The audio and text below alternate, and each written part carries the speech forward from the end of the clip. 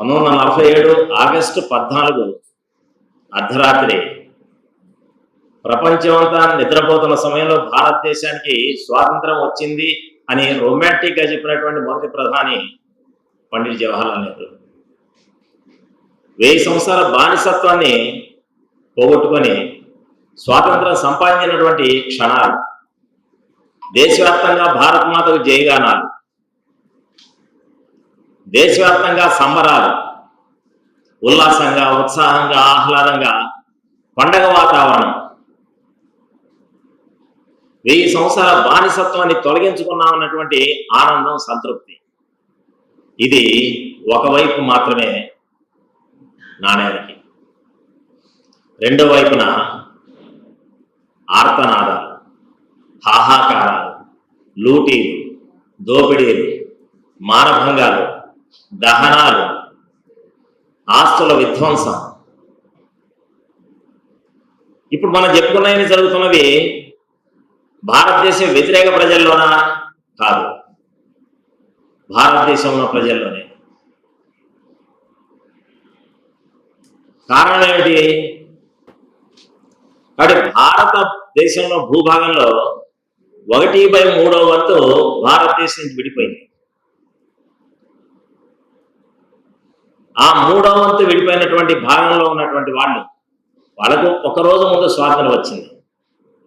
అప్పటి వరకు ఈ దేశంలో ఉంటూ, ఈ దేశంలో గాలి పీలుస్తూ, ఈ దేశంలో జీవిస్తున్నటువంటి వాళ్ళకు స్వాతంత్రం వచ్చింది. 1/3 వంతు భూభాగంలో ఉన్న వాళ్ళకి. కానీ వాళ్ళ దృష్టిలో స్వాతంత్రం అంటే ఇందా మనం చెప్పుకున్నటువంటి దోపిడీలు, లూటీలు, దహనాలు, సామూహిక మానభంగాలు, వీటన్నిటికీ స్వేచ్ఛ లభించినట్టుగా వాళ్ళు భావిస్తున్నారు. 1947 ఆగస్టు 14వ తేదీన దేశం విభజించబడింది అని చెప్పుకుంటున్నాం. ఆ విభజించబడింది కేవలం భౌగోళికంగానే కాదు, సాంస్కృతికంగా విభజించబడింది. సంప్రదాయాలు విభజించబడ్డాయి, మానవ బిందువులు విభజించబడ్డాయి. ప్రపంచానికి జ్ఞానభిక్ష పెట్టినటువంటి తక్షశిల విశ్వవిద్యాలయం ట్యాక్సీల పేరుతో విభజించబడినటువంటి పాకిస్తాన్ అనేటువంటి భూభాగంలో ఉంది. సంస్కృతానికి వ్యాకరణం రాసినటువంటి మహాపండితుడు పాణిని మహర్షి పుట్టినటువంటి ప్రదేశము విడిపోయినటువంటి పాకిస్తాన్ ప్రదేశంలో ఉంది. 23 సంవత్సరాల వయసులో ఉరితాడు మెడకు స్వయంగా తగిలించుకునే ఉయ్యాల్లోతో భారత్ మాతాకి జై, వందే మాత్రం, ఇంకిలాబ్ జిందాబాద్ అన్నించినటువంటి భగత్ సింగ్ పుట్టినటువంటి ప్రదేశం బంగా ప్రస్తుతం పాకిస్తాన్లో ఉంది. దేశంలో పాశవిక పరిపాలనకు నాంది పలిగినటువంటి కర్జన్ వైలిని ఇంగ్లాండ్ వెళ్ళి అక్కడ చంపినటువంటి మదన్లాల్ డేంగ్రా పుట్టినటువంటి ప్రదేశం ప్రస్తుతం పాకిస్తాన్లో ఉంది. నందరాజులు విలాసవంతులై దేశ ప్రజల యొక్క క్షేమం గురించి పట్టించుకోనప్పుడు ఒక యువకుడిని చేరదీసి శక్తివంతమైన వ్యక్తిగా తీర్చిదిద్ది మౌర్య మగధ సామ్రాజ్యాన్ని స్థాపించినటువంటి ఆర్య చాణక్యుడు అర్థశాస్త్ర రచయిత ఆయన పుట్టినటువంటి ప్రదేశం ప్రస్తుతం పాకిస్తాన్లో ఉంది. భారతదేశం యొక్క సభ్యత, సంస్కృతి, సంప్రదాయాలతో ప్రపంచానికి చాటి చెప్పినటువంటి హరప్పా, మహేందర ప్రదేశాలు ప్రస్తుతం పాకిస్తాన్లో ఉన్నాయి. మొక్కల్లో ప్రాణం ఉందని నిరూపించడానికి తన ప్రాణాన్ని సైతం పణంగా పెట్టడానికి సిద్ధపడినటువంటి సర్ జగదీష్ చంద్రబోస్ పుట్టినటువంటి ప్రదేశం పాకిస్తాన్లో ఉంది. కాబట్టి ఇప్పుడు అది బంగ్లాదేశ్ చెప్తాను. ఆనంద్ మహర్ నవలు రాసి, వందే మాత్రం గేయం రాసి 1905లో బెంగాల్ విభజన తర్వాత దేశవ్యాప్తంగా ప్రజలను తొలగించినటువంటి పంచాక్షరి మంత్రం వందే మాత్రం గీత రచయిత బంకిం చంద్ర చటర్జీ పుట్టినటువంటి ప్రదేశం పాకిస్తాన్లో ఉంది. 2 పాకిస్తాన్. ఆ తర్వాత 71లో అది బంగ్లాదేశ్ అయిపోయింది. ఈ ఈస్ట్ పాకిస్తాన్ అని చెప్పుకున్నటువంటి భాగం యొక్క పరిపాలన కూడా ఆ పాకిస్తాన్లోనే ఉండేది. కానీ భారతదేశానికి చెందినటువంటి అనేక స్మృతులు, సంఘటనలు కీలకమైనటువంటివి పాకిస్తాన్లో ఉన్నాయి. యావత్ భారత జాతి మర్యాద పురుషోత్తముడిగా భావించే వ్యక్తి, దేశ ప్రజలు, ప్రపంచంలో హిందువులందరూ తలా 10 రూపాయలు వేసి 3200 కోట్లు పంపించినటువంటి అయోధ్య రామ జన్మభూమి భవ్యమైన దివ్యమైన మందిరాన్ని పంపించాం. ఆ శ్రీరామచంద్ర యొక్క చిన్న కుమారుడైన లవుడు పరిపాలించడం కోసం రాజధానిగా నిర్మించుకున్న లవపురి ప్రస్తుతం లాహోర్ పేరుతో పాకిస్తాన్లో ఉంది. నిరంతరం హరినామస్మరణ చేసే వ్యక్తి ప్రహ్లాదుడు. ప్రహ్లాదుని దారుణంగా హింసిస్తూ సంహరించడానికి సిద్ధపడ్డ వ్యక్తి అతని తండ్రి హిరణ్యకశిపుడు. సజ్జన శక్తి సంరక్షణ కోసం, దుష్ట సంహారం కోసం నరసింహస్వామి హిరణ్యకశిపుని సంహరించడానికి అవతరించినటువంటి మూలస్థానం ప్రహ్లాదపురి ప్రస్తుతం ముల్తాన్ పేరుతో పాకిస్తాన్లో ఉంది. ఈ రకంగా పాకిస్తాన్ పేరుతో భారతదేశంలో ఉన్నటువంటి ముఖ్యమైనటువంటి కేంద్రాలు ఇంకా అనేక దేవాలయాలు మనం చెప్పుకున్నాం. వాళ్ళకు స్వేచ్ఛ వచ్చింది దేవాలయాలను ధ్వంసం చేయడానికి, వాళ్ళకు స్వాతంత్రం లభించింది దేవాలయాలను ధ్వంసం చేయడానికి. ఒక్క రోజులో జరిగినటువంటి సంఘటన ఇది దేశ విభజన. దీనికి ముందు అనేక సంవత్సరాల పూర్వ ప్రయత్నం ఉంది. దీనికోసం 3 శక్తులు పనిచేశాయి దేశ విభజన కోసం. ఒకటి ఇక్కడ ఉన్నటువంటి మొఘలాయులు, ముస్లింలు, రెండోది ఇక్కడ పరిపాలన చేస్తున్న ఆంగ్లేయులు, 3 జాతీయ కాంగ్రెస్ ఉద్యమం నడుపుదామని చెప్పుకున్నటువంటి ఇండియన్ నేషనల్ కాంగ్రెస్ వాళ్ళు. 3కి సమానమైనటువంటి హక్కు దేశ విభజనలో ఉంది, సమానమైన పాత్ర దేశ విభజనలో ఉంది.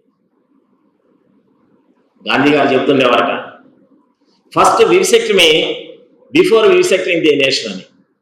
దేశాన్ని ఖండించే ముందు నా దేహాన్ని ఖండించండి అని. అంటే ఈ దేహం ఉండగా దేశ విభజన జరగడానికి వీలు లేదన్నారు.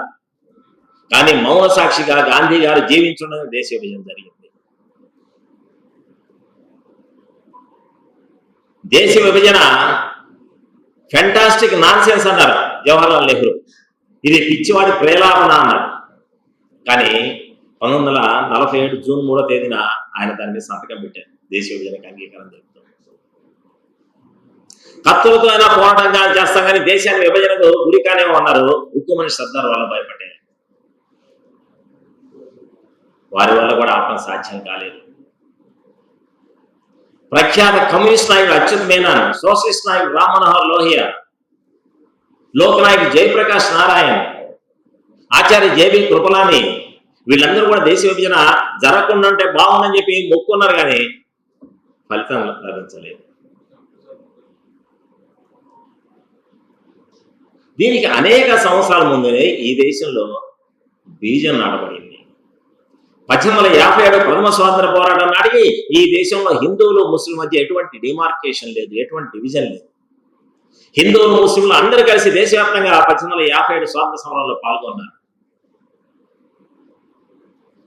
అనేక కారణాల దాంట్లో మనం తగినంతగా విజయం సాధించలేదు. కానీ దేశ స్వాతంత్ర చరిత్రలో గొప్ప మలుపు 1857.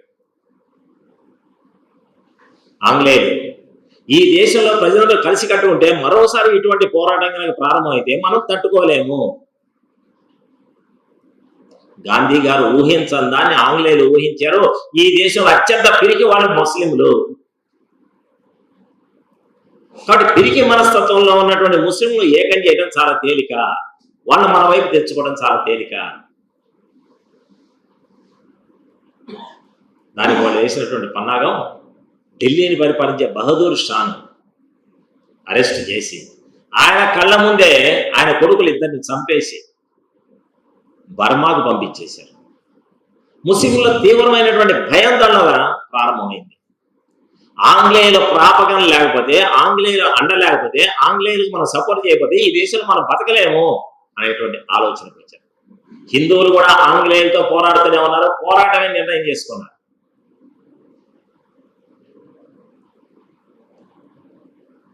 అక్కడి నుంచి ఆంగ్లేయుల వైపున చేరుతూ ఆంగ్లేయులు ముస్లింలు చేరదీస్తూ వాళ్ళకు ప్రత్యేకమైన హక్కులు కల్పిస్తామని చెప్తూ సుమారు 1877 ప్రాంతంలో ముస్లింల కోసం ప్రత్యేకంగా అలీగఢ్లో ఓరియంటల్ కాలేజీ అంతకుముందు ప్రారంభమైన దాన్ని అలీగఢ్ ముస్లిం యూనివర్సిటీగా మార్చారు. ముస్లింలను అక్కడ చేర్చుకొని, ముస్లిం లెక్చర్స్ను అక్కడ చేర్చుకొని, ముస్లిం విద్యార్థులను, ముస్లిం లెక్చర్స్ను తీవ్రవాదులుగా మార్చడం ప్రయత్నం అప్పుడు ప్రారంభమైంది. ఇప్పటిదాకా కొనసాగుతూనే ఉంది. ఎప్పటికి కూడా అలీగఢ్ ముస్లిం యూనివర్సిటీలో తీవ్రవాద కార్యకలాపాలు,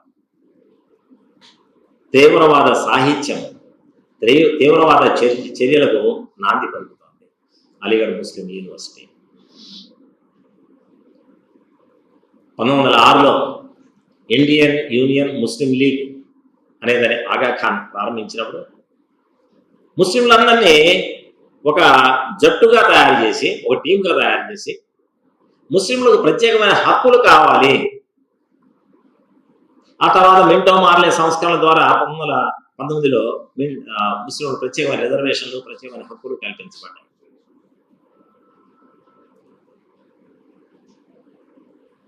1906లో ఇండియన్ యూనియన్ ముస్లిం లీగ్ ఏర్పడిన తర్వాత మనం ప్రత్యేకమైనటువంటి వాళ్ళము, హిందువులతో కలిసి తిరగకూడదు. ఈ ముస్లింల సంఖ్య బలంగా ఉన్నటువంటి బెంగాల్లో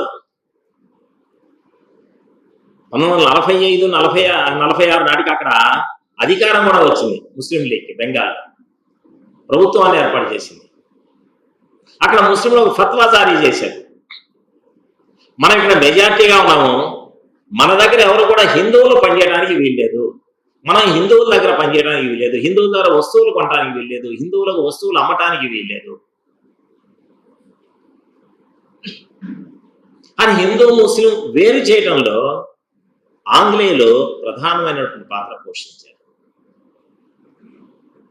దీన్ని ఆపడానికి ఎవరూ సాహసం చేయలేదు. ఇంకా ఆనాటి జాతీయ కాంగ్రెస్ నాయకులకు ముస్లింస్ అండం లేకపోతే స్వాతంత్రోద్యమంలో మనం పాల్గొనలేము, ముస్లింలు సహకారం లేకపోతే స్వాతంత్రోద్యమం మనం ముమ్మరంగా చేయలేము అనేటువంటి భ్రమ ఉండేది.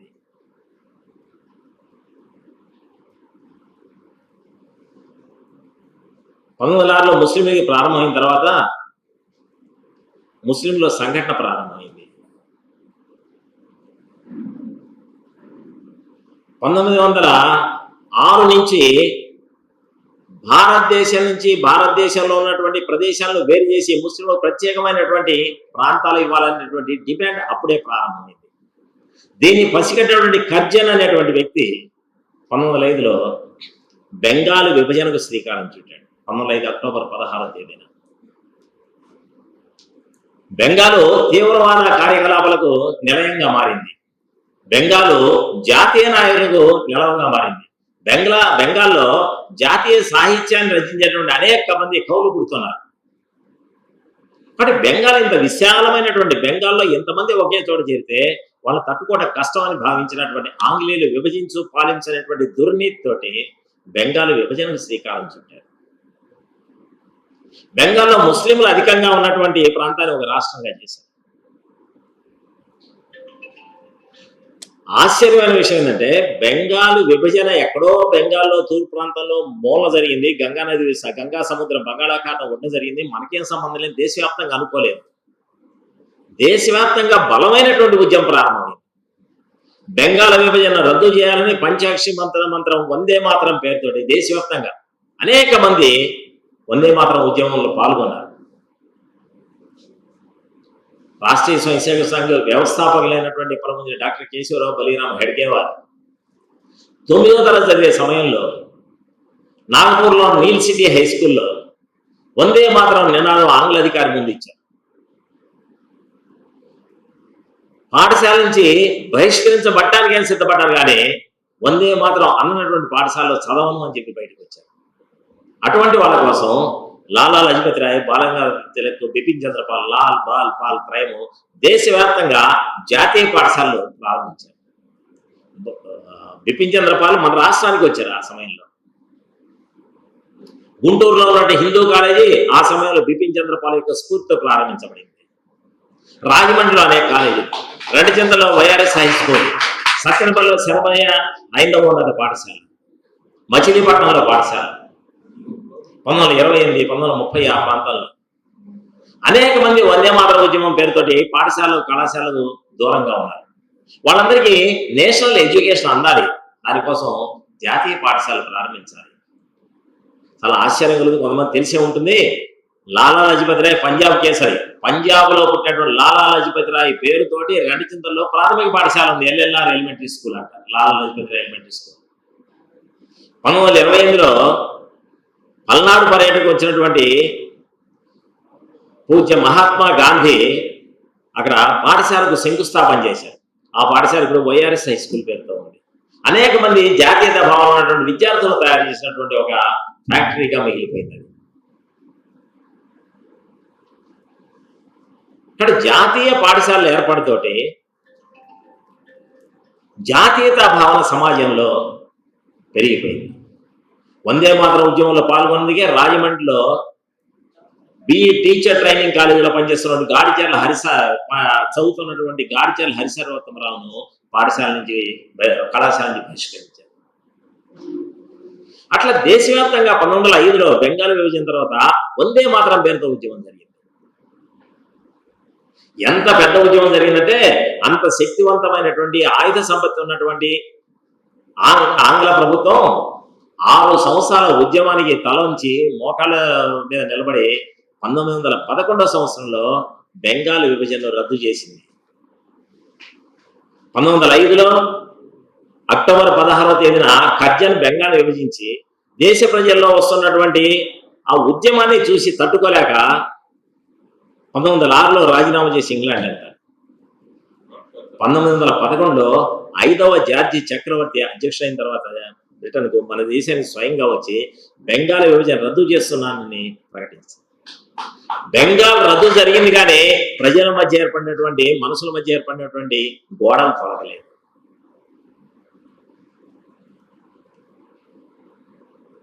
మహమ్మద్ అలీ ఖాన్, అలీగఢ్ ముస్లిం యూనివర్సిటీ స్థాపన సయ్యద్ అహ్మద్, ఇటువంటి వాళ్ళందరూ కూడా ముస్లింలకు ప్రత్యేక హక్కుల కోసం 800 సంవత్సరాలు ఈ దేశాన్ని పరిపాలించాము, మేము అడుక్కోవటమైంది, మాకు ప్రత్యేకమైన దేశం కావాలని మొదలుపెట్టారు. చివరికి 1943-42 నుంచి ప్రత్యేక దేశం అనేటువంటి నినాదం బలంగా తీసుకొచ్చారు. పంజాబ్, ఆఫ్ఘనిస్తాన్, కాశ్మీరు ఈ 3 ప్రాంతాలను కలిపి బెలూచిస్తాన్లో ఉన్నటువంటి ఇస్తాన్ అనేటువంటి చివరి మాట కలుపుకొని పాకిస్తాన్ PAKISTA పాకిస్తాన్ అని ఏర్పాటు చేసింది. అది కేవలం వాయువ్య దిశలో ఉన్నటువంటి పాకిస్తాన్ మాత్రమే కాదు, తూర్పు వైపు ఉన్నటువంటి భారతదేశం మధ్యలో ఉన్నటువంటి బంగ్లాదేశ్ కూడా పాకిస్తాన్గా మారిపోయింది.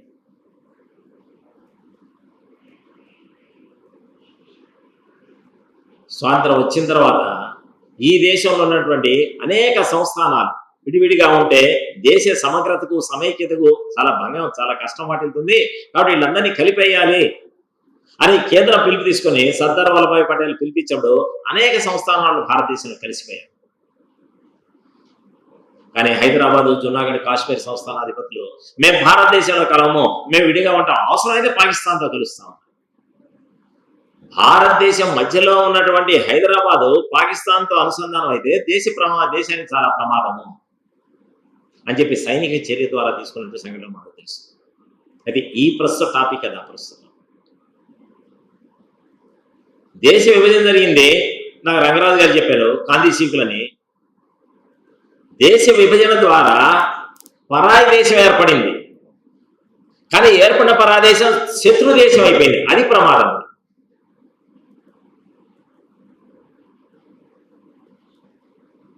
1947 ఆగస్టు 14 రాత్రి స్వాతంత్రం వచ్చాను పండగ చేసుకుంటున్నాం. మరుసటి రోజు ఉదయానికి లక్షల మంది కాందీసికులుగా ఈ దేశానికి చెందినటువంటి వాళ్ళు ఈ దేశంలోకి ప్రవేశించారు. సరిహద్దులో ఉన్న వాళ్ళు మేము పాకిస్తాన్లో ఉన్నాం, మేము భారతదేశంలో అర్థం కానటువంటి పరిస్థితి. అప్పటిదాకా పక్కింట్లో ఉండి మన ఇంటికి వచ్చి కూరగాయలు మధ్యగా తీసిపోయినటువంటి వాడే ఈరోజు మన శత్రువు అయిపోయినాడు. సామూహికంగా లూటీలు, దహనాలు, మానభంగాలు, హత్యలు, దాదాపు 3 లక్షల మంది హిందువుల యొక్క రక్తంతో దేశ విభజన జరిగింది. దేశ విభజన జరిగిన తర్వాత రాజ్యాంగ నిర్మాత డాక్టర్ బాబాసాహెబ్ అంబేద్కర్ చెప్పింది, ఈ దేశంలో ఉన్న ముస్లింలందరూ పాకిస్తాన్కి వెళ్ళిపోవాలి, మాకు పాకిస్తాన్ ప్రత్యేక దేశం అన్నారు కాబట్టి అక్కడ ఉన్నటువంటి హిందువులందరూ ఇక్కడికి రావాలి, ఎక్స్చేంజ్ జరగాలి అని చెప్పారు. మొట్టమొదటి రంగరాజు గారు సంతుష్టీకరణ అనే ఒక మాట వాడారు. దాని అర్థమేదో నాకు తెలియదు, కానీ దాని ఉద్దేశంగా దాని అంబేద్కర్ చెప్పిన దాన్ని జరగనివ్వలేదు. ఇక్కడ ఢిల్లీలో ఉన్నటువంటి ముస్లింలు ఇక్కడ మనకి ఏమైనా ప్రమాదం వస్తుందేమో, ఎందుకులే ముందు జాగ్రత్తగా వెళ్ళిపోదామని 1947 ఆగస్టు 17, 18, 19, 20 తేదీలో బయలుదేరి వెళ్తుంటే అప్పుడే హోంమంత్రి సర్దార్ వల్లభాయ్ పటేల్కు గాంధీ గారు చెప్పారు, ఎవరో ఇక్కడి నుంచి పాకిస్తాన్ వెళ్ళడానికి లేదు, వాళ్ళని వెనక్కి పిలిపించండి, వాళ్ళ ఇల్లు వాళ్ళకి ఇవ్వండి, వాళ్ళ ఆస్తులు వాళ్ళకి ఇవ్వండి, వాళ్ళ మసీదులు వాళ్ళకి ఇవ్వండి, ఎవరో వెళ్ళిపోమలే, ఉంటే సంతోషం. కానీ పాకిస్తాన్లో ఉన్న హిందువులను చంపి తన్ని పంపిస్తుంది. బతికే ప్రాణాలతో ఇలా చెప్పారు, కంచెల్లో పడో కట్టల్లో పడో ఏదో రకం భారతదేశానికి వచ్చినటువంటి వాళ్ళకు ఆందీసీకులుగా గుర్తించి వాళ్ళకి ఏదైనా స్థలం ఇద్దాం, ఉంటానికి నివాసం ఇద్దామంటే ఒప్పుకోలేదు ఆనాటి పెద్ద పెద్ద నాయకులు ఒకళ్ళిద్దరు. వచ్చిన వాళ్ళు ఫుట్పాత్ల మీద ఎక్కడో చోట బతుకుతారు, వాళ్ళకి ఇల్లు ఇవ్వాల్సిన అవసరం లేదు, వాళ్ళకి డబ్బులు ఇవ్వాల్సిన అవసరం లేదు, వాళ్ళ సౌకర్యాలు చూపించాల్సిన అవసరం లేదు, వాళ్ళ గుడారాలు కూడా ఏర్పాటు చేయాల్సిన అవసరం లేదని చెప్పి ఇక్కడి నుంచి పోయే వాళ్ళని బలవంతంగా తీసుకొచ్చి కూర్చోబెట్టారు, అక్కడి నుంచి వచ్చిన వాళ్ళని పట్టించుకోలేదు. ఇప్పటిదాకా అది స్వతంత్రమైన దేశం కాదు, మనలో ఉంది, మన దేశం నుంచి విడిపోయింది. కాబట్టి వాళ్ళ రక్షణ కోసం, వాళ్ళ పరిపాలన కోసం, వాళ్ళ సౌకర్యాల కోసం మనం ఏదైనా సహాయం చేయాల్సిన అవసరం ఉంది. కాబట్టి ఒక 55 కోట్లు అప్పుడే ఏర్పడిన పాకిస్తాన్కి ఇద్దామని చెప్పి 1948 జనవరిలో గాంధీ గారు ప్రపోజల్ తీసుకొచ్చారు పటేల్ గారి ముందు. పటేల్ గారు అంగీకరించలేదు. మనమే చాలా ఇబ్బందుల్లో ఉన్నాము, దేశం విడిపోయింది, స్వాతంత్రం మొన్నే వచ్చింది, 55 కోట్లు వాళ్ళకి ఇవ్వండి. ఆ రోజు 55 కోట్లు సుమారు 76 సంవత్సరాల క్రితం. సాధ్యం కాదంటే 1948 జనవరి 12న గాంధీ గారు నిరాహార దీక్ష కూర్చున్నారు. ఈ 3 ఆంక్షలు పెట్టారు. ఇక్కడ ఉన్నటువంటి వాళ్ళు ఎవరు అక్కడికి వెళ్లకుండా కట్టడి చేయాలి, అక్కడ ఉన్నటువంటి హిందువులు ఇక్కడికి వస్తే వాళ్ళకి ఎటువంటి సౌకర్యాలు చేయకూడదు, 55 కోట్లు ఇవ్వాలి. వీటిని అంగీకరించినప్పుడే నేను నిరాహార దీక్ష విరమిస్తాను. తప్పనిసరి పరిస్థితుల్లో పటేల్ గారు 55 కోట్లు ఇవ్వడానికి అంగీకరించారు. ఫిబ్రవరిలో వాళ్ళకి పంపించేశాం. 1948 ఫిబ్రవరిలో పంపించాం. ఆ డబ్బులన్నీ వాళ్ళకి చేరగానే కావాల్సిన ఆయుధాలు కొనుక్కొని మరలా తిరిగి సెప్టెంబర్, అక్టోబర్లో మన మీద దాడి చేసింది. ఆ పటం ఉంటే అర్థమయ్యేది, భారతదేశంలో ఉన్నటువంటి 83,000 చదరపు కిలోమీటర్ల భూభాగాన్ని వాళ్ళు ఆక్రమించుకున్నారు. పాక్ ఆక్యుపైడ్ కాశ్మీర్, POK అని చెప్పి దానికి పేరు పెట్టారు.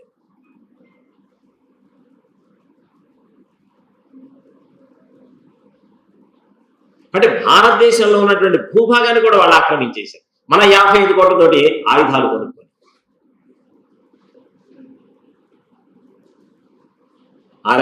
రాష్ట్రీయ స్వయం సేవక సంఘం ద్వితీయ సరసంఘచాలక్ పూజనీయ శ్రీ గురూజీ మాధవ్ సదాశివ గోల్వాల్కర్ అంటారు. వాళ్ళు చెప్తుండేవారు, పాకిస్తాన్ ఎప్పుడున్నా కానీ అక్కడ ప్రమాదకరమైన దేశంగా, శత్రు దేశంగా ఉంటుంది, మనకు పక్కలో బల్యంగా ఉంటుంది.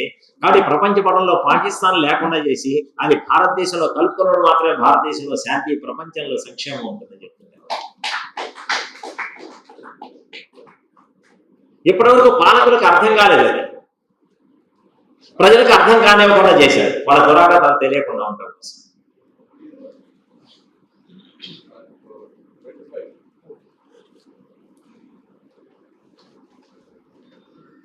అంటే పాకిస్తాను 1948లో మొట్టమొదటిసారి చేసి మన చేతిలో ఓడిపోయినా ఇప్పటి వరకు నిరంతరం మన మీద దాడి చేస్తూనే ఉంది. ఒక శత్రు దేశంగా పక్కలో బలంగా ఉంటుందని ప్రఖ్యాత దార్శనికుడు పూజనీయ శ్రీ గురువు చెప్పింది అక్షరాల మనకు కనిపిస్తూనే ఉంది. స్వాతంత్రం వచ్చిన తర్వాత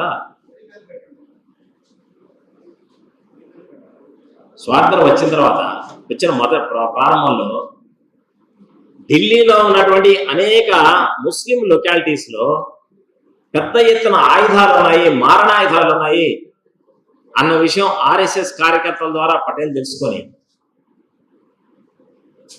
ఇళ్ల మీద, ఆ సముదాయాల మీద, మసీదుల మీద దాడి చేస్తే పెద్ద ఎత్తున మారణాయుధాలు దొరికాయి.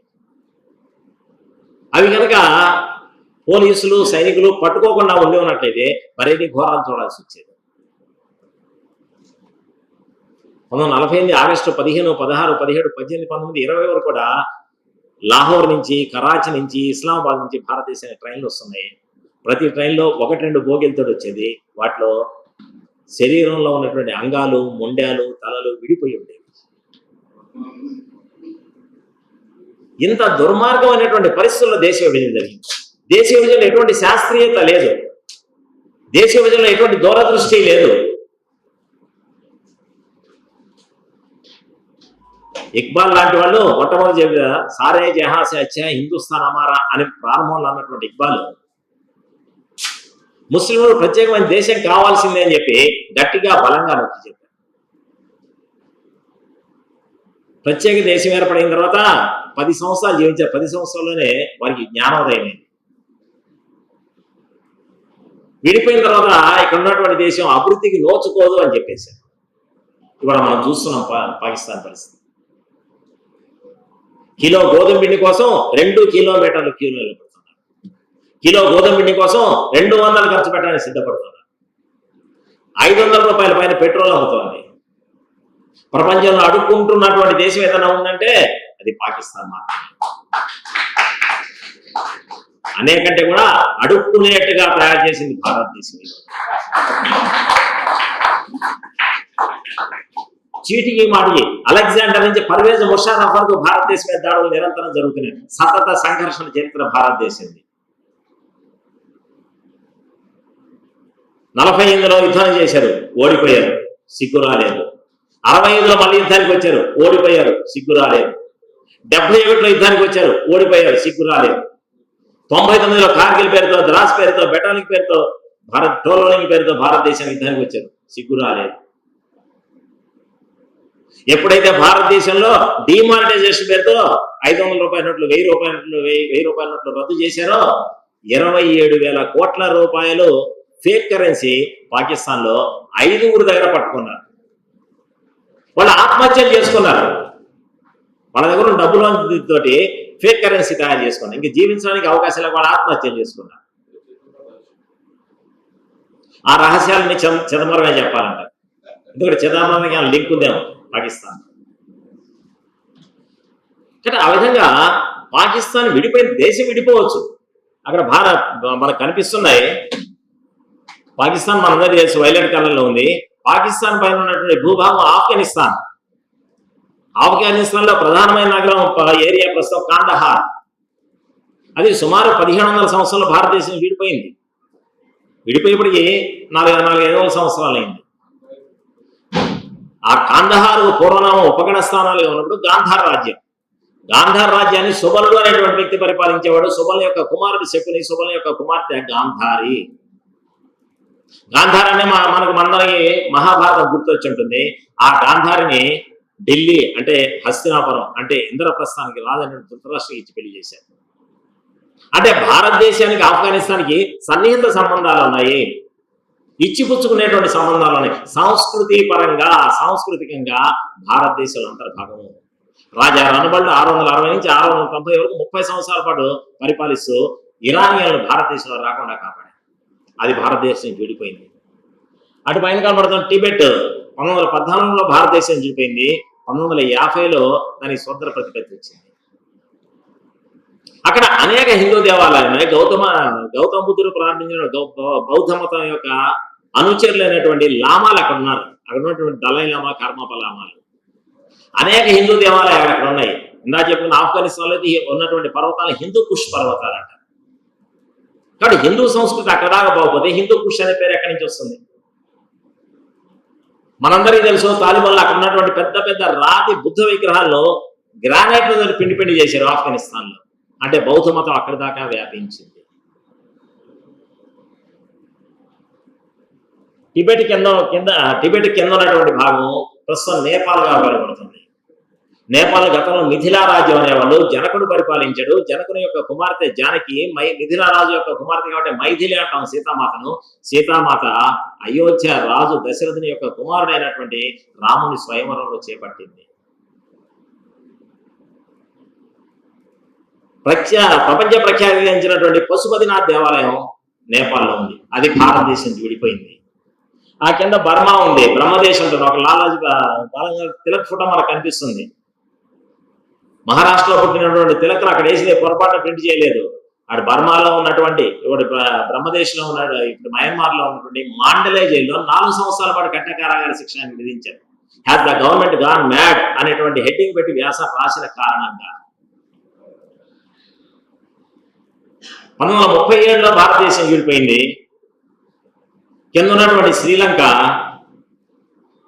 భారతదేశం యొక్క పాదపీఠికి అనేక మంది కవులు వర్ణించినటువంటి ప్రదేశం శ్రీలంక. 1912లో భారతదేశం విడిపోయింది. లంకాయాం శాంకరీదేవి అనే అష్టాదశ శక్తిపీఠాల్లో మొట్టమొదటిగా చెప్పుకునేది ఆ శాంకరీదేవి శక్తిపీఠం. అది లంకలో ఉంది. లంకలో ప్రస్తుత ప్రభుత్వం ఒక ట్రైన్ టూర్ ప్యాకేజ్ ఏర్పాటు చేసింది, ఎవరిని వెళ్ళి ఆ ప్యాకేజీ ప్రకారం చూసి రావడం కోసం.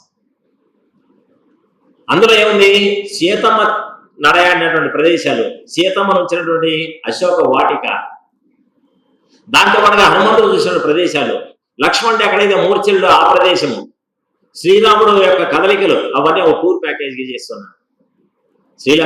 శ్రీలంకను పరిపాలించి రావణాసుడు యొక్క దేవాలయం లేదు, రాముని ఆనవాళ్ళు అక్కడ ఉన్నాయి. అంటే భారతీయ సంస్థ శ్రీలంక దాకా వ్యాపించింది.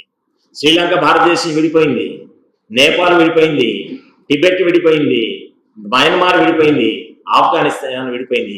ఎక్కడ రక్తపాతం జరగలేదు. కానీ పాకిస్తాన్ విడిపోయే సమయంలో 3 లక్షల మంది హిందువుల యొక్క శరీరాల నుంచి భారతదేశ విభజన జరిగింది. ఆ పాకిస్తాన్లో లేదా అక్కడ ఉన్నటువంటి బంగ్లాదేశ్గా పిలువబడుతున్న తూర్పు పాకిస్తాన్లో అనేక బొమ్మలు ఉన్నాయి. ఇందా మొట్టమొదటి చెప్పుకున్నటువంటి పాణిని, మదన్లాల్ డేంగ్రా, భగత్ సింగ్, గురునానక్, హరప్ప మహంజదవర, ఆర్య చాణక్య, అక్కడ పోతే బంకిం చంద్ర చటర్జీ, సర్ జగదీష్ చంద్రబోస్. దేశాన్ని ఇక్కడ ముక్కలు చేసినటువంటి వాళ్ళు సిగ్గు లేకుండా మణిపూర్ లేదు చదివితే భరతమాతను హత్య చేశారని చెప్పి పార్లమెంట్లో చెబుతారు. దేశాన్ని ఎన్నిసార్లు హత్య చేశారు? అసలు భరతమాత అనే పేరు నిన్నదాకా అంట మొదలు పెట్టారు వాళ్ళు. అదేదో భూత పదంలాగా ఉండేది వాళ్ళకు. కాబట్టి దేశాన్ని ముక్కలు చేసినటువంటి వాళ్ళు, దేశాన్ని నాశనం చేసినటువంటి వాళ్ళు, దేశాన్ని అస్థిరపరిచినటువంటి వాళ్ళు, దేశాన్ని అమ్ముకోవడానికి సిద్ధపడినటువంటి వాళ్ళు భరతమాత హత్య అని పేరు చెప్పడం అనేది సిగ్గుచేటు. కాబట్టి ఇది ఇందాక రంగరాజు గారు ప్రారంభంలో చెప్పారు, ఇది నేటి ప్రజలకు తెలియాల్సిన అవసరం ఉంది అన్నటువంటి ఆలోచనతో కేంద్ర ప్రభుత్వం తీసుకొచ్చిందని. గత చరిత్రను తెలియని జాతికి భవిష్యత్తు లేదు అంటారు లాలా లజపతి రాయ్. అదంతా ఇప్పుడు ఎందుకండి అంటారు.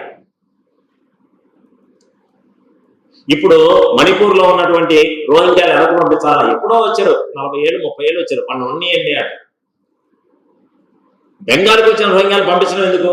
గుంటూరు దాకా వచ్చిన వాళ్ళని మళ్ళీ వెనక పంపించడం ఎందుకు? పిచ్చి కాకపోతే వీళ్ళని పంపించాలంట. మరి ఇదే ఆలోచన 200 సంవత్సరాల నుంచి ఉన్నటువంటి ఆంగ్లేయులు ఈ దేశం నుంచి పంపించడం ఎందుకు అనేటువంటి ఆలోచన ఎందుకు రాలేదు? ఈ ఆలోచన రాకనే 19 సంవత్సరాల వయసులో ఖుదీరామ్ బోస్, 23 సంవత్సరాల వయసులో భగత్ సింగ్, 27 సంవత్సరాల వయసులో అల్లూరి సీతారామరాజు, 22.5 సంవత్సరాల వయసులో ఒక సంకన బిడ్డనెత్తుకుని ఒక చేతిలో కత్తి పట్టుకుని గుర్రం మీద పోరాడుతూ ఝాన్సీ లక్ష్మీబాయి ఆంగ్ల సైన్యాధిపతి హ్యూ రోజు యొక్క సైనికుల తలంతో బంతులాడిందా? ఇవన్నీ నేటి తరానికి అర్థం కావాలి. ఇదంతా చప్పట్టుకోవడానికి ఏళ్ళైటానికి కాదు. దేశం పడుతున్నటువంటి ఆవేదన, దేశ ప్రజలు పడుతున్నటువంటి ఆవేదన, ఆక్రందనలు నేటి తరానికి తెలియాలి. 2022 స్వాతంత్రం వచ్చి 75 సంవత్సరాల సంవత్సరం, 2047 స్వాతంత్రం వచ్చి 100 సంవత్సరాలు అవుతున్న సంవత్సరం. ఈ 25 సంవత్సరాల కాలాన్ని అమృత కాలంగా మనం భావిస్తున్నాం. అమృత కాలం అంటే సరదాగా దుప్పటి కప్పుకొని పడుకోవడం కాదు, శ్రేష్టమైనది కాలం, పనిచేసే కాలం.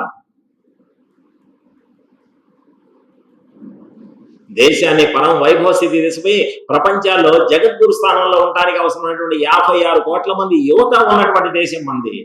ప్రపంచంలో చైనాలో తప్ప ఎక్కడా అంత జనాభా కూడా లేదు. ఇవాళ భారతదేశం యొక్క స్థాయి ప్రపంచంలో ఒకసారి చూద్దాం.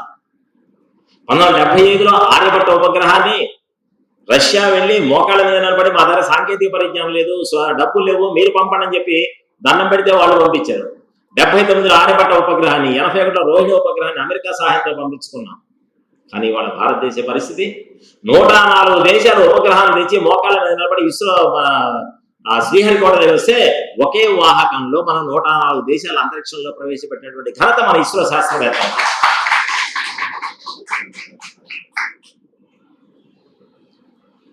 అంగార గ్రహంలోకి ఉపగ్రహాన్ని పంపించడానికి America, France, England, Russia, China మొదలంటి అగ్రదేశాలకు భారతీయ కరెన్సీలో సుమారు 4,250 రూపాయలు ఖర్చు అయింది. మొదటి ప్రయత్నంలో ఫెయిల్ అయినారు అన్ని దేశాలు కూడా. కానీ మనం మాం పేరుతోటి, మంగళయాన్ పేరుతోటి, మార్స్ ఆర్బిటర్ మిషన్ పేరుతోటి మనం పంపించినటువంటి ఉపగ్రహం కేవలం 425 కోట్ల ఖర్చుతో మనం పంపించాం. మొదటి ప్రయత్నంలోనే సక్సెస్ అయినాం. చంద్రయాన్ 3 మనం పంపించాం, విజయం సాధించాం. సంవత్సరానికి 10 ఉపగ్రహాలు పంపేటువంటి స్థాయికి మన టెక్నాలజీ పెరిగిపోయింది. దానికి హోమీ జహంగీర్ బాబా, సతీష్ ధావన్, విక్రమ్ సారాభాయ్, ఏపీజే అబ్దుల్ కలాం లాంటి అనేక మంది తపస్సులు వాళ్ళ ప్రాణాలను సమర్పించారు. అంటే భారతదేశం ఇవాళ ఆయుధ సంపత్తిలో పటిష్టమైనటువంటి స్థానంలో ఉంది.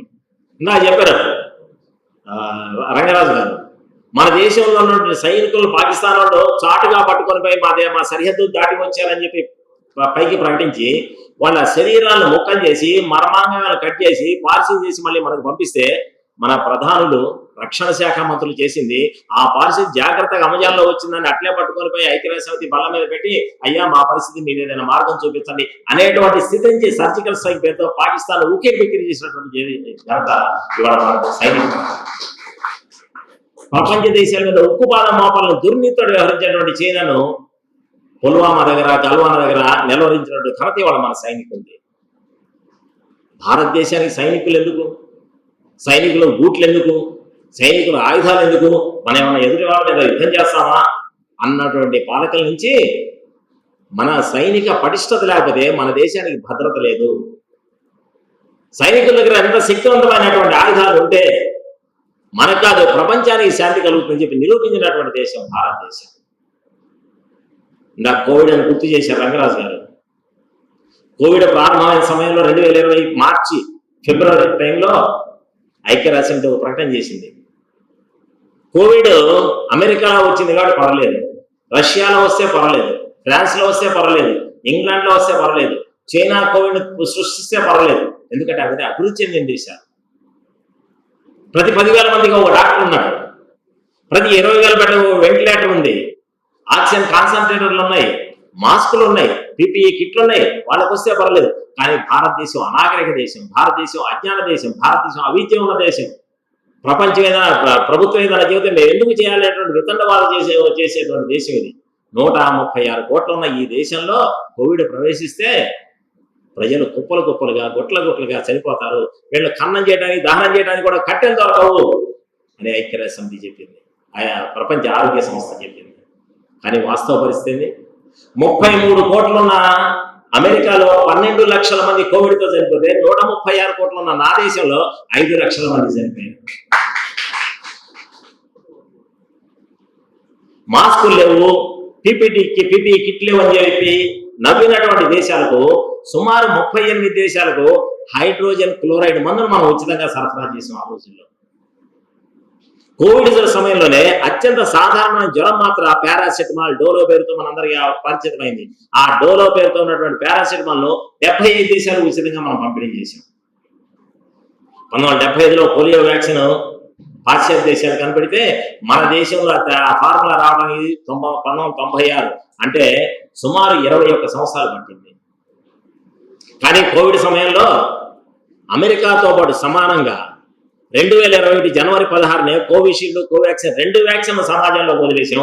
ఉచితంగా 136 కోట్ల మందికి 2 వ్యాక్సిన్లు, 60 సంవత్సరాలు దాటిన 3వ విడత కూడా 3వ వ్యాక్సిన్ కూడా వేసాం. ఉచితంగా వేసినటువంటి దేశాలు ప్రపంచంలో భారతదేశం ఒకటి మాత్రమే. అంత మాత్రమే కాదు, సుమారు 40 దేశాలు మనం ఉచితంగా సరఫరా చేసాం కోవాక్సిన్. థ్యాంక్స్ ఇండియా అని చెప్పి పెద్ద పెద్ద హోర్డింగ్లు పెట్టుకున్నాం. సంజీవిని పర్వతం తెచ్చి లక్ష్మణులను బతికించినట్టుగా మమ్మల్ని ఈ భారతదేశం బతికించింది కోవాక్సిన్ తెచ్చి అని చెప్పి బ్యానర్లు పెట్టుకున్నారు. కాబట్టి ఇంత ఉన్నతమైనటువంటి స్థితిలో భారతదేశం ఎదుగుతున్నప్పుడు గత చరిత్ర తప్పనిసరిగా అందరికీ తెలియాలి. ఈ దేశంలో జరిగిన దుర్మార్గం, ఈ దేశంలో దుర్మార్గం ఇప్పుడు కూడా ఇతర దేశాల వల్ల జరగలేదు. రాష్ట్రీయ స్వయం సేవక సంఘ వ్యవస్థాపకులు ప్రపంచ డాక్టర్ కేశవరావు బలిరామ్ హెడ్గేవర్ చెప్పేది అదే. ఈ దేశంలో ఉన్న ఉత్థాన పతనాలకి ఈ దేశ ప్రజలే కారణము. సుమారు 23 కోట్ల జనాభాను గుప్పెడు మంది ఆంగ్లేయులు వచ్చి పరిపాలించారంటే వాళ్ళ దగ్గర ఉన్న ఆయుధాలు గొప్పతనం కాదు, వాళ్ళ యొక్క మేధస్సు గొప్పతనం కాదు, వాళ్ళ దగ్గర సంపద గొప్పతనం కాదు. ఈ దేశంలో ప్రజల మధ్య ఉన్నటువంటి అనైక్యత, కులం పేరుతో, మతం పేరుతో, ప్రాంతం పేరుతో, భాష పేరుతో విడిపోయినటువంటి మందాన్ని ఆసరాగా తీసుకొని వాళ్ళు మనం పరిపాలించారు. కాబట్టి ఈ దేశం ఉచ్చస్థితిలో అలెగ్జాండర్ విశ్వవిజేత అలా పేరు చెప్పిన అలెగ్జాండర్ని ఎదిరించిందంటే అది ఈ దేశ ప్రజల ఘనత. 800 సంవత్సరాల పాటు అందులో ఔరంగజేబు లాంటి దుర్మార్గుడి ద్వారా సాగిలపడిందంటే మన యొక్క పతనమే అది. అందుకని నేటి తరానికి మనందరం ఇది ఒక ప్రశిక్షణ అనుకున్నాం. ఇదేదో విని సపోర్ట్ కొట్టిపోయేది కాకుండా రేపు మనకు అవకాశం ఉన్న చోట 10 మంది 15 మంది లేకపోతే మన షాప్కి వచ్చినటువంటి వాళ్ళకు, మన ఇంట్లో ఉన్నటువంటి వాళ్ళకు, మనం ఏదైనా స్కూల్కి వెళ్తే అక్కడ 10 నిమిషాలు 1947లో జరిగినటువంటి ఘోర దురదృష్టకరమైనటువంటి విషాద సంఘటనలు నేటి తరానికి ఒకసారి గుర్తు చేయాలి.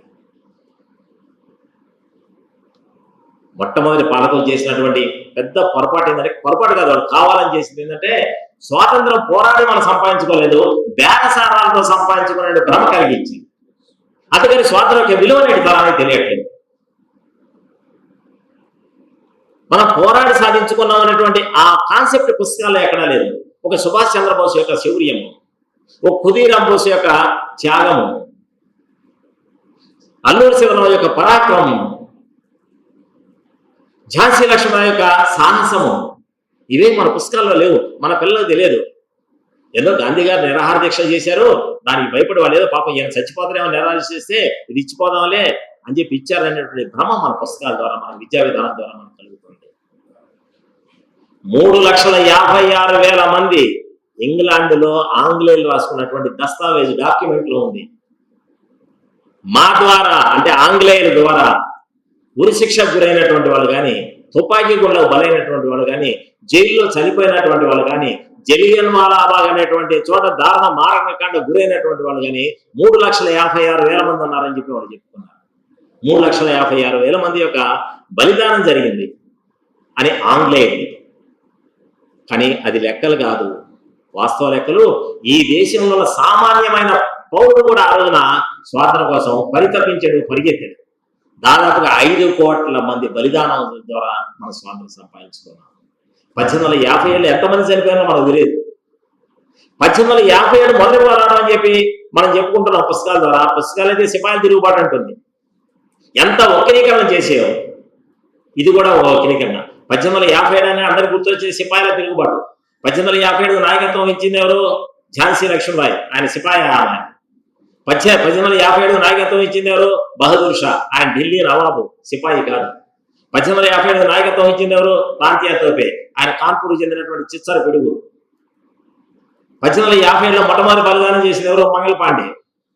కాబట్టి ఈ దేశంలో ఉన్నటువంటి అనేక మంది 1857 పోరాటాల్లో పాల్గొన్నారు. అంతేకాదు మనకు గర్వకారణం 1857 కంటే దశాబ్దం ముందే 1847లో ఉయ్యాలవాడ నరసింహారెడ్డి కోవెలకుంటలో నరసింహారెడ్డి యొక్క తల నరికి కోవెలకుంట కోట గుమ్మానికి 30 సంవత్సరాల పాటు వేలాడి తీశారు. కేవలం అక్కడ ఉన్నటువంటి బోయిల సైన్యంగా తయారు చేసుకుని పోయినటువంటి తహసీల్దార్ని, కోవెలకుంట తహసీల్దార్ని, అక్కడ ఉన్నటువంటి ఒక ట్రెజరీ ఆఫీసర్ని. దురదృష్టం ఇద్దరు కూడా భారతీయులే, ఇద్దరు కూడా హిందువులే. కానీ ఆంగ్లేయుల పంచన చేరి ఆ ఇద్దరి తలలు నరికినందుకు ఉయ్యాలవాడ నరసింహారెడ్డికి ఉరిశిక్ష చేసి తల నరికి కోవెలకుంట కోట గుమ్మానికి 30 ఏళ్ళు ఏలాడి తీశారు. ఇంకెవరికైనా సరే మా మీద కన్నేస్తే అందరికీ ఇదే వెతుపడుతుంది తెలియజేయడం కోసం. అయినా కానీ ఆగలేదు. ఓ పక్క కంటికంటి హనుమంతు పుల్లరి పేరుతోటి, ఓ పక్క గిరిజన ప్రాంతాల దాష్టీకాన్ని నివారించడానికి అల్లూరి సీతారామరాజు, మరో పక్క చీరాలపేర ఉద్యమం పేరుతోటి దుగ్గిరాల గోపాలకృష్ణయ్య, పెదనందిపాడులో రైతు ఉద్యమం పేరుతోటి పర్వతయ్య వీరయ్య. రాష్ట్రంలో ఎక్కడికక్కడ ఉద్యమాలు ప్రారంభమైనాయి. గాడ్చర్ల హరిశర్వోత్తమరావు, ఆయన ఎక్కడో కర్నూలు వచ్చి రాజమండ్రిలో చదువుకుంటున్నాడు, టీటీసీ ట్రైనింగ్, అక్కడ ఉద్యమం ప్రారంభించాడు. అట్లా దేశవ్యాప్తంగా ఉద్యమం చేసినటువంటి వాళ్ళ పేర్లు ఒక 10 మంది పేర్లు చెప్పంటే ఒక స్థాయి వాళ్ళ కూడా చెప్పడానికి కావాల్సినటువంటి మన విద్యా విధానం ద్వారా మనకు అందలేదు. ఇక 20 మంది సినిమా హీరోయిన్ పేరు చెప్పంటే ఎవరైనా చెప్పగలరు. 10 మంది ఇండియన్ సైంటిస్టులు, 10 మంది ఫ్రీడమ్ ఫైటర్స్ పేరు చెప్పంటే 3-4 పేర్లు అయినా మనం చెప్పుకున్న 1-2 పేర్లు అవే వస్తాయి. ఆ 10 పేర్లు 3-4 పేరు వచ్చేసరికి ఆగిపోతుంది. కాబట్టి స్వాతంత్రం కోసం పోరాటం చేసిన వ్యక్తుల యొక్క ఇన్స్పిరేషన్ ఇవాళ సమాజానికి అందాలి, ప్రేరణ సమాజానికి అందాలి. దురదృష్టం ఇప్పటిదాకా పాఠ్యాంశాల ద్వారా విద్యా విధానం ద్వారా సమాజానికి అందాల్సిందని అందకుండా చేశారు. వాళ్ళు చేసే తప్పిదాలు ప్రజలే తెలియకుండా. కేవలం అవే కాదు, 83,000 చదరపు భూభాగం పాకిస్తాన్ మన దగ్గర ఆక్రమించుకొని పాక్ ఆక్యుపైడ్ కాశ్మీర్ POK పేరుతో వాళ్ళ దగ్గరే ఉంచుకుంది. అది మన స్వాధీనం కాలేదు. ఆ పక్కన చైనా 1962లో మన మీద దాడి చేసి 38,000 చదరపు భూభాగాన్ని ఆక్రమించుకుంది. దాన్ని COK అంటారు. అది తిరిగి మన స్వాధీనం కాలేదు. 1965లో పాకిస్తాన్ మన మీద దాడి చేసినప్పుడు కచ్ భుజి ప్రాంతాల్లో సుమారు 7,000 చదరపు కిలోమీటర్లు ఆక్రమించుకున్నారు. 1986లో రాజీవ్ గాంధీ ప్రధానమంత్రిగా ఉన్నప్పుడు అరుణాచల్ ప్రదేశ్ లో ఉన్న 7,000 చదరపు కిలోమీటర్ల భూభాగాన్ని చైనా ఆక్రమించుకుంది. అన్నిటికంటే దారుణం ఏంటంటే కచ్చితల్ అనేటువంటి దీవులను శ్రీలంకకు ఇందిరాగాంధీ ఇచ్చింది. వెస్ట్ బెంగాల్లో తీన్ బీగా అనే ఒక జిల్లా ఉంది, 3 పరగణాలు. అక్కడ వెస్ట్ బెంగాల్ అసెంబ్లీ నియోజకవర్గాలు చూస్తే కూడా 24 పరగణాలు 17 పరగణాల పేరు ఉంటుంది. అక్కడ తీన్ బీగా 3 పరగణాలు ఉన్నటువంటి ఒక జిల్లా ఉంది. ఆ జిల్లాను భారతదేశం యొక్క ఆర్థిక పరిస్థితి నుంచి గట్టెక్కించడం కోసం మన తెలుగువాడైనటువంటి భారత ప్రధానిగా పనిచేసిన PV నరసింహారావు గారు బంగ్లాదేశ్ కు తీన్ బేగా జిల్లాను 999 సంవత్సరాల పాటు లీజ్ ఇచ్చారు, అద్దెకి ఇచ్చారు. దేశంలో ఉన్నటువంటి కేంద్ర ప్రభుత్వ ఉద్యోగుల జీతాలు ఇవ్వడానికి, పెన్షన్లకు ఇవ్వడానికి, రైలు నడపడానికి, విమానాలు నడపడానికి, పోస్ట్ ఆఫీస్ నడపడానికి డబ్బు లేక లీజుకి ఇచ్చారు. ఎంత లీజో తెలుసా? సంవత్సరానికి ₹1 ఇచ్చేది. అంటే ఈ దేశంలో ఈ భూభాగం అంటే గడ్డి మొల ఉంది, ఈ భూభాగం అంటే పనికి మాలింది, ఇది ఎడారి అనేటువంటి భావన. నా కుర్చీ వరకు నాకుంటే చాలు, మిగతా ఎవరు చేసిపోయినా చాలు, ఎవరు కనుక్కొని పర్లేదు, ఎవరికి దారాదత్తం చేసినా పర్లేదు అనేటువంటి ఆలోచన భావన ఉన్నటువంటి పాలకులు నిన్నటి వరకు పరిపాలించడం మన దురదృష్టం. గడ్డి కూడా అమలైనటువంటి దేశం అనుకున్నట్లయితే భగత్ సింగ్ తయారయ్యేవాడు కాదు, చంద్రశేఖరాచార్య తయారయ్యేవాడు కాదు, అనంత లక్ష్మణ్ కన్హరే పుట్టేవాడు కాదు, ఖదీరామ్ బోస్ పుట్టేవాడు కాదు. కాబట్టి ఈ దేశం అంతా కూడా ఒక సస్యశ్యామలమైన సుసంపన్నమైనటువంటి రత్నగర్భ. కాబట్టి ఈ భూభాగం మనది. పురాణాల్లో చెప్తుంటారు, ఉత్తరం ఏ సముద్రస్య హిమాద్రస్య దక్షిణం వర్షం తద్భారతం నామ భారతీయ సంతతి. ఉత్తరాన ఉన్న హిమాలయాల నుంచి దక్షిణాన ఉన్న హిందూ సముద్రం వరకు ఉన్నటువంటి ఈ భూభాగం అంతా మనదే. ఇటువంటి భావన నేటి పిల్లల్లో కలగాలి, నేటి తరంలో రావాలి. నేటి పిల్లలు అంటే మన ఇంట్లో పిల్లలు తప్ప పక్క పిల్లలు చెబుతాం. మన పిల్లలు అమెరికా పోవాలా, డాలర్లు సంపాదించాలి, పక్కింట్లో మాత్రం ఒక శివాజీ లేకపోతే ఒక భగత్ సింగ్ తయారు కావాలి. కాబట్టి ముందుగా మార్పు నా నుంచి రావాలి, ముందుగా మార్పు నా కుటుంబం నుంచి రావాలి, ముందుగా మార్పు నా బజార్ నుంచి రావాలి, ముందుగా మార్పు నా గ్రామం నుంచి రావాలి, నా వాడ నుంచి రావాలి, నా బస్తీ నుంచి రావాలి. దేనికి ఈ రోజున ఆగస్టు 14 దేశ విభజన విషాదగాథను సమాజాన్ని తీసుకోమని చెబుతుంది. రేపు పోయిన సంవత్సరం విపరీతంగా చాలా చోట్ల కామెంట్స్ ఏర్పడ్డాయి. ఇప్పటిదాకా జాతీయ జెండా అంటే చాలా గౌరవ స్థానంలో ఉండేది. ఇవాళ ఏంటంటే మోడీ గారు ఇంటింటి పెట్టమన్నారు, రిక్షా పెట్టమన్నారు, జాతీయ జెండా దుమ్ము కొట్టుకుని పోదా, ఎప్పుడు తీసే పని లేదన్నారు. కాబట్టి జాతీయ జెండాను అవమానిస్తున్నారు మోడీ అని చెప్పి మోడీని నిరంతరం తిట్టేవాళ్ళు ఆ మాట చెప్పేది. వాళ్ళే ఇంకో కోణంలో దేశాలు తిట్టేవాళ్ళు.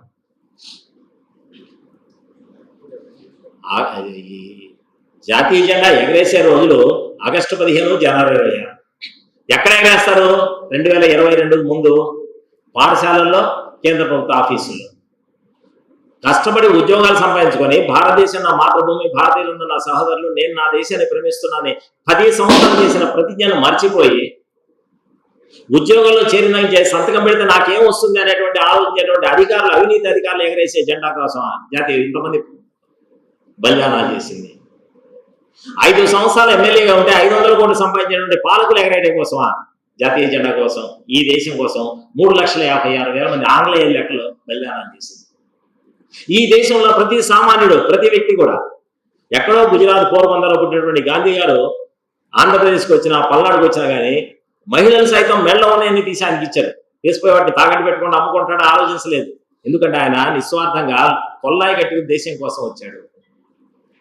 కాబట్టి ఈ దేశంలో ఉన్నటువంటి అత్యంత సామాన్యమైన వ్యక్తి కూడా ఈ దేశం కోసం పనిచేశాడు. ఈ దేశ స్వాతంత్రం కోసం పనిచేశాడు. ప్రత్యక్షంగా పోరాటం చేయవచ్చు, కానీ కావాల్సినటువంటి దాన్ని ధనాన్ని ఇంకో దాన్ని ఇచ్చాడు.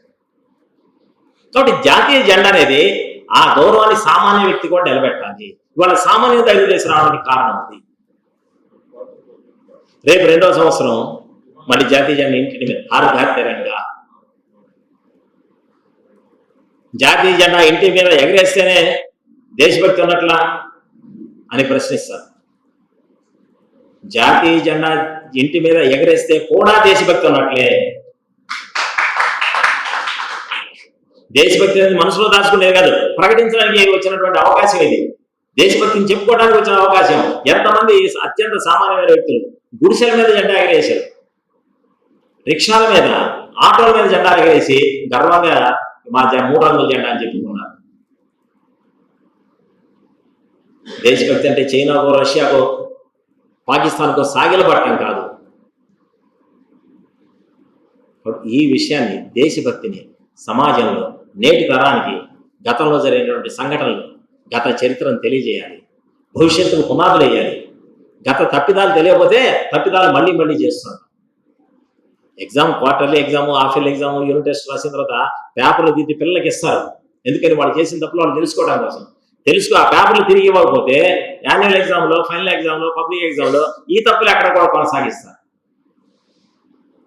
కాబట్టి ఇటువంటి శక్తిని, ఆసక్తిని మనందరికీ ఇవ్వటం కోసం, నేటి సమాజానికి అందించడం కోసం ఈరోజు ఈ కార్యక్రమాన్ని దేశవ్యాప్తంగా ఏర్పాటు చేస్తున్నారు. గుంటూరులో ఉన్నటువంటి జనాభాతో పోలిస్తే ఇక్కడ వచ్చిన తక్కువ కావచ్చు, తక్కువ సంఖ్య కావచ్చు, కానీ ఎక్కువ ప్రభావితం చూపేటువంటి వాళ్ళు వీళ్ళందరూ. ఒక్కొక్కళ్ళు 100 కుటుంబాల వరకు వెళ్ళగలరు, ఒక్కొక్కళ్ళు 100 మందిని పోగు చేయగలరు. నేను ఒక్కడిని అనుకుంటే శివాజీ అట్లా ఉదయాన్ని మన పాట అవుతుంది. కాబట్టి నేను ఒక్కడిని అనుకోకుండా, నేను ఒక్కడనే ఒక శివాజీని. శివాజీకి వెనక స్ఫూర్తి ఎవరు? వాళ్ళ అమ్మే. భగత్ సింగ్ స్ఫూర్తి ఎవరు? తల్లి విద్యావతి. సుభాష్ చంద్రబోస్ స్ఫూర్తి ఎవరు? వాళ్ళ తల్లి ప్రభావతీదేవి. 1893 సెప్టెంబర్ 11న భారత కీర్తి పతాకాన్ని చికాగో మహాసభల ద్వారా విశ్వవ్యాప్తంగా ఎగరేసినటువంటి స్వామి వివేకానందకి ఇన్స్పిరేషన్ మాతా భువనేశ్వరి. కాబట్టి మన తల్లులం మన పిల్లలను ఛత్రపతి శివాజీ, రాణా ప్రతాప్, స్వామి వివేకానందలా తయారు చేయలేకపోయినా ఒక బాధ్యత కలిగినటువంటి యువకులుగా, వ్యక్తిగా, యువతిగా మనం తయారు చేయలేమా? ఈ విషయాన్ని ఆలోచించడం కోసమే ఈ కార్యక్రమం. మరి ఈ రోజు ఈ అవకాశాన్ని పెద్దలు ఎంతమంది ఎంతకంటే ఎక్కువ విషయాలు మీ ముందు ఉంచగలరు, కానీ ఈ అవకాశాన్ని నాకు ఇచ్చినట్టుకు అందరికీ హృదయపూర్వకంగా తెలియజేస్తూ పూర్తి చేస్తాను.